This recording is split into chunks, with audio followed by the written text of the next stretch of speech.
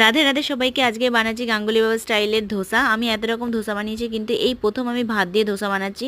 তো প্রথমে আমি এক বাটি ভাত, এক বাটি সুজি আর এক বাটি টক দই পরিমাণ মতো নুন দিয়ে ভালো করে মিক্সিতে ফেটিয়ে সেটাকে রেস্টে রেখে দেবো কিছুক্ষণের জন্য। এবার এদিকে আমি একটা সস বানিয়ে যাবো, যেটা আমি আমার স্টাইলে বানাচ্ছি। শুকনো লঙ্কা আর এক মুঠ বাদাম ভালো করে ভেজে নিয়ে তাকে তুলে রাখবো। এবার ওই তেলের মধ্যে পেঁয়াজ টমেটো ভালো করে নুন দিয়ে ঢেকে সেদ্ধ করে জলটা টেনে যাওয়া অবধি তাকে সিদ্ধ করে নেব। এবার সেটাকে ঠান্ডা করতে রেখে দেবো সাইডে। এবার যখন আমি ধোসাটা বানাবো তার আগে ব্যাটারটাকে ভালো করে ফেটিয়ে নিতে হবে। তারপর এদিকে যেমন কড়াইতে প্যানের মধ্যে তেল দিয়ে জল ছড়া দিয়ে যেভাবে ধোসা বানায় সেইভাবে একটার পর একটা ধোসাগুলোকে বানিয়ে নেব। এদিকে ওদিকে আমার চাটনিটাও ভালোভাবে ঠান্ডা হয়ে গেছে।